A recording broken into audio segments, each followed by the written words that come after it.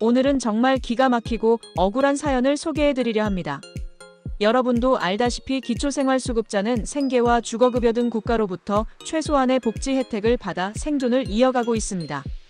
그런데 이 소중한 혜택을 사기당해 잃게 되는 일이 벌어진다면 어떤 심정이겠습니까? 오늘의 이야기는 그저 남의 이야기가 아니라 우리의 현실 속에서 충분히 벌어질 수 있는 일입니다. 그리고 동시에 기초수급자 탈락 사유에 대해서도 짚어보겠습니다. 시청하시기 전 구독, 좋아요, 알림 설정 부탁드립니다. 안녕하세요. 돈 버는 복지TV입니다. 실제 사례. 먼저 84세의 기초생활수급자 K씨 이야기를 들어보시죠. K씨는 건강도 좋지 않고 돌봐줄 가족도 없는 상황에서 국가의 생계 및 주거 급여에 의지하며 살아가고 있었습니다. 하지만 2021년 9월에 40대 남성 A씨가 찾아오면서 그의 삶은 완전히 뒤바뀌게 됩니다. A씨는 자신을 복지정책 담당자라 소개하며 기초생활수급자들에게 무상으로 주택을 제공한다는 명목으로 K씨에게 인감도장과 서류 7가지를 요구했습니다.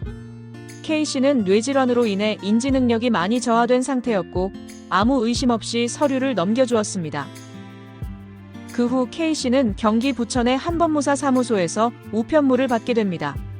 그 내용은 경기 안산에 있는 2층 주택의 등기권리증과 주택매매계약서였습니다. 이 주택을 K씨가 2억 800만 원을 주고 구매했다는 내용이 적혀 있었고 서류에는 K씨의 인감도장이 아닌 막도장이 찍혀 있었습니다. 더 큰 문제는 K씨 이름으로 된 이 집이 이미 임차인과 전세 계약이 되어 있었다는 점입니다. 전세 보증금 또한 2억 800만 원으로 주택 매매 가격과 동일했습니다. 이제 K씨는 이 전세 보증금을 임차인에게 돌려줘야 하는 채무를 지게 된 것입니다. 그러나 K씨에게는 이 거액의 보증금을 돌려줄 형편이 전혀 없었습니다.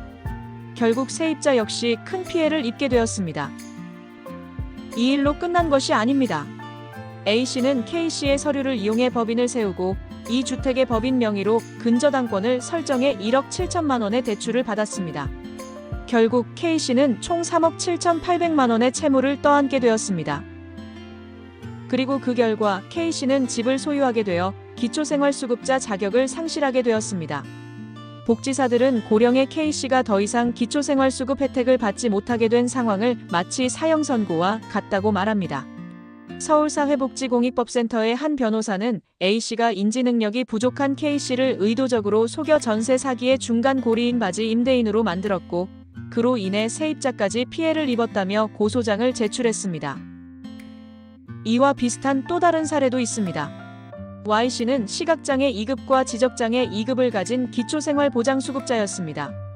하지만 최근 부양의무자의 임차보증금이 확인되면서 더 이상 생계급여를 받을 수 없게 되었습니다.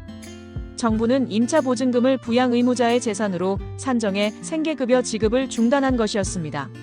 하지만 Y씨는 이 임차보증금이 실제 모친이 거주하기 위한 계약이 아니라 모친이 재혼 후 낳은 자녀를 대신해 계약한 것이라며 항변했습니다. 하지만 정부는 이를 받아들이지 않았습니다. 또 다른 사례로 B씨의 이야기도 있습니다. B씨는 기초생활보장수급자로 생계 및 의료급여를 받아왔지만 최근 확인 조사에서 신청인의 보험금이 확인되면서 수급 대상에서 중도 탈락하게 되었습니다. B씨는 배우자가 사망하며 받은 보험금을 개인 사채와 은행 대출을 갚는데 모두 사용했다고 주장했지만 정부는 개인 간 빌린 돈을 갚는 데 사용한 부채는 소득인정액 계산에서 차감하지 않는다고 했습니다. 탈락 사유. 그렇다면 도대체 어떤 경우에 탈락되는지 더 궁금해지셨을 텐데요. 지금부터 탈락 사유에 대해 알아보겠습니다. 기초생활수급자에서 탈락하는 사유는 소득, 재산, 부양의무자, 보장가구 등이 있습니다. 소득 조건부터 살펴보겠습니다. 소득인정액이 급여 종류별 수급자 선정 기준을 초과하는 경우에 탈락됩니다. 상시근로자의 경우 한 달간 소득이 초과되면 탈락 가능성이 높습니다. 재산 조건입니다. 부양의무자의 일반 재산이 기준을 초과하는 경우에 탈락됩니다. 부양의무자와 관련된 조건도 있는데요. 부양의무자의 소득이 수급자를 부양할 수 있다고 판단되는 경우가 있고요. 부양의무자가 소득 재산 기준에서 일부만 넘는 경우 그 일부의 30% 혹은 15%가 해당 기초수급자의 급여에서 부양비로 깎입니다. 추가로 보장가구의 소득, 재산, 부양 의무자 등이 기준을 초과하는 경우도 탈락될 수 있습니다. 참고로 소득 변동이 있거나 전년도 소득보다 현재 소득이 줄어든 경우 관련 서류를 제출하여 재평가가 가능합니다. 이런 사례들은 단순히 한 개인의 불운으로 끝나는 이야기가 아닙니다.